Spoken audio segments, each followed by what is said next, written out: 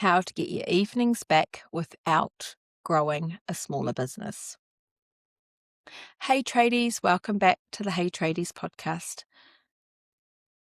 Today I want to talk about something that's become really important to me over the last 6 years, getting my evenings back. Now, before you think this is another productivity episode, it's not, because this isn't about squeezing more into your day. It's about building a business that doesn't need you sitting at the laptop every single night. And I'll be honest, this is something I still have to work on. I haven't always been good at it. In fact, for years, working at night just felt normal. I'd have dinner and then I'd head straight back to my desk. It genuinely felt like I was starting another workday. And I convinced myself it was just what business owners did. Looking back now, I realize it wasn't sustainable. Why we all end up here. I think almost every business owner falls into this trap. You tell yourself, I'll just finish these invoices. I'll just send those quotes. I'll just clear my inbox. And before you know it, it's 10 o'clock. The next morning, you're tired. You don't really switch off. And then the whole cycle starts again. Sound familiar? One of my first clients I ever worked with actually helped change how I thought about this. When we started working together, we did all his paperwork at night, and honestly, it worked. It suited him, it suited me, but as the business grew, it stopped working because there was simply too much paperwork, too many jobs, too many quotes, too many supplier invoices. So instead of just working longer, he changed how his day looked. And I still think about this today. Instead of being on the tools all day, he'd get the team started first thing in the morning, make sure everyone had what they needed. Then he headed off to do his site visits around 10 a.m. He'd look at upcoming work, meet customers, do quotes. Then his goal was always to be back at the office around 2 p.m. That's when he'd do the paperwork, the quotes, the follow-up, the planning for tomorrow. And the goal wasn't perfection. The goal was to finish by 5 or 6 o'clock. Did it happen every day? No, of course not. But it happened far more often because he intentionally designed his day around this. My own habit.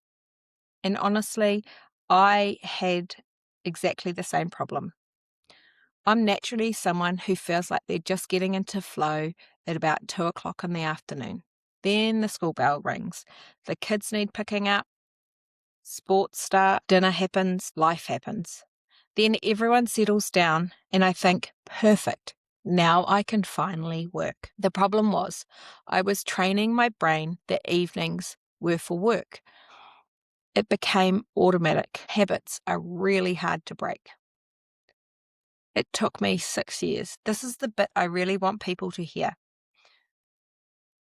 It has taken me nearly 6 years to get to the point where working at night doesn't feel normal anymore. 6 years. I still occasionally jump on my laptop after dinner. Sometimes there's something urgent. Sometimes I'm excited about an idea. Sometimes I just want to finish something. But it's the exception now, not the expectation. And that's a really big difference. You don't need to be perfect. One thing I don't want anyone taking away from this episode is that you have to stop working nights immediately, because honestly, that probably isn't realistic. Some seasons are busy. Sometimes you have deadlines. Sometimes you're catching up. That's business. The goal isn't perfection. The goal is progress. If you're working 6 nights a week, can you get it down to 5? Then 4, then 3? Because small improvements compound over time. It's a domino goal. One thing I have learnt over the years is getting your evenings back isn't actually the goal. It's what I call a domino goal, because when you focus on getting your evenings back, it forces you to fix everything else. You have to improve your systems, delegate, quote faster, invoice quicker, plan your days better, stop procrastinating, trust your team, say no sometimes, create boundaries. The evening isn't the real goal. It's the result of hundreds of better decisions. Plan your day with intentions. One thing I encourage our clients to do is plan backwards. Ask yourself, what time do I want to finish today? Let's say it's 5 o'clock. Great. Now work backwards. What has to happen before? What quotes need doing? When are site visits? When are tomorrow's jobs planned? Because if you don't intentionally plan your day, the day will decide for you. The paperwork usually gets pushed into the evening. Boundaries matter. This one is hard because nobody is standing over you. You're the boss, which means you're also the one deciding whether you open your laptop after dinner. I used to tell myself, I'm just checking one email. You know how that ends. 45 minutes later, you're still sitting there. Now, I try really hard to not even open it, because once it's open, it's hard to stop. What are you missing? Here's a question I'd love you to think about. What are your evenings costing you? Because it's not just time, it's conversations with your partner, it's seeing your kids before bed, it's going for a walk, going to the gym, watching a movie, reading a book, or honestly, just sitting on the couch without feeling guilty. You started your business for freedom, not to work every night. Action step.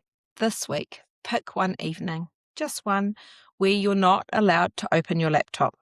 Plan your day around protecting that evening.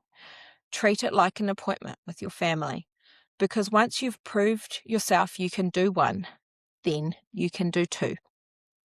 If you're finding yourself working every night because you're buried in admin, invoicing, supplier bills, emails, or trying to keep up with everything, that's exactly what we help with.